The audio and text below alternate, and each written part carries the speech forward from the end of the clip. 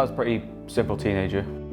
I was quite sporty. I've pretty much done every sport on the planet, really. I'd just been skydiving.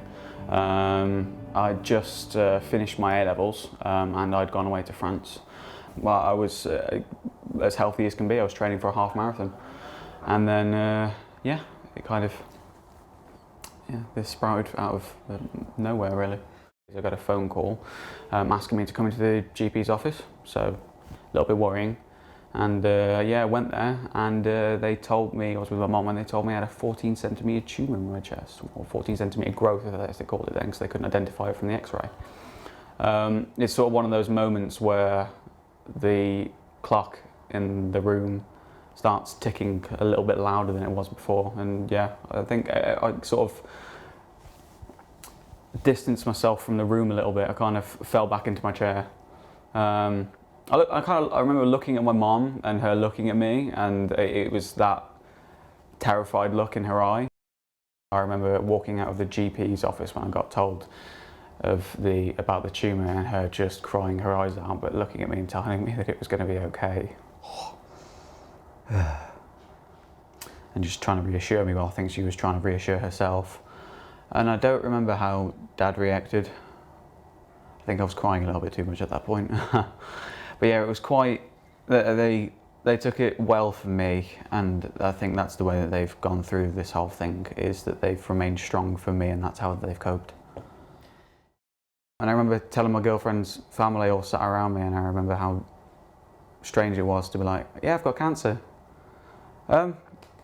And all emotions aside, it gets kind of easier to say after a while, because it gets kind of easier to deal with the fact that, you know, as soon as you've got your diagnosis, you start to come to terms with it, and the longer you have it, the longer you come to terms with it, and the better you are at dealing with the fact that you've got what could be a terminal illness. So it was kind of scary.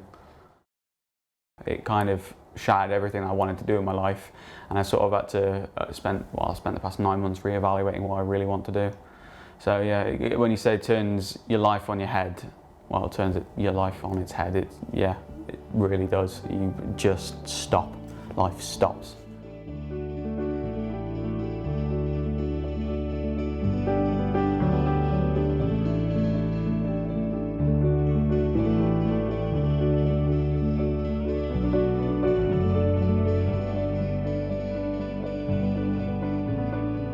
It was one of the worst things for my dad, knowing that, you know, he spent all of his life trying to protect me, and then he's got to let someone else hurt me to make me better. And he said that that was one of the hardest things. And it's a mental battle more than anything to really get through it, because you know that it's going to get bad, it's going to get worse before it gets better, and it gets a lot worse before it gets better.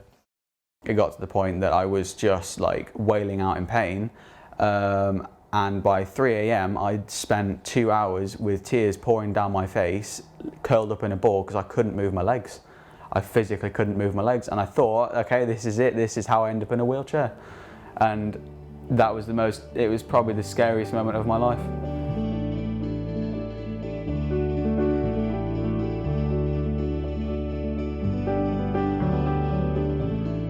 Jill's been at the foreground, making sure that things get sorted, that I get treated, that I've got a bed waiting for me to receive my chemotherapy. She's the one that makes sure that, you know, my drugs are being administered when they're supposed to be administered, and will try and tailor my treatment specifically to me at any point when, you know, I'm really struggling. You know, she's the one fighting in my corner, fighting my battles to make sure that, you know, I'm not going to end up like, you know, having severe long-term side effects from this treatment. You know, she's there to make sure, like, she's there to look after me, really. You know, that's what Jill does as her primary role in my care. I did sperm banking before all of this, because this whole treatment usually makes people infertile, but in the off chance that this cancer is hereditary and I could give it onto my child, I do not want to have kids, because there is absolutely no way that I could ever watch my child go through this.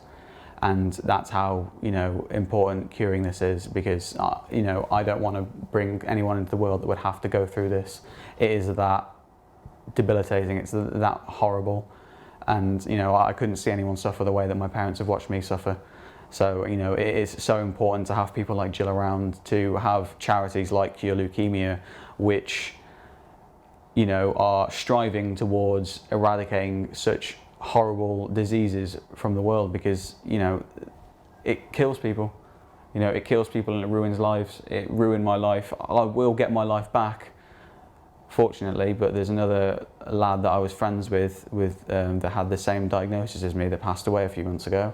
And, you know, life really is that real. You know, death is that real, and it's still happening. People are still dying. I'm just quite lucky, you know, but I wish it wasn't down to luck, and I wish it was down to, you know, that everyone gets the same opportunity that I do, because otherwise, well, then I'd still have my friend alive, and some parents somewhere would still have their kid.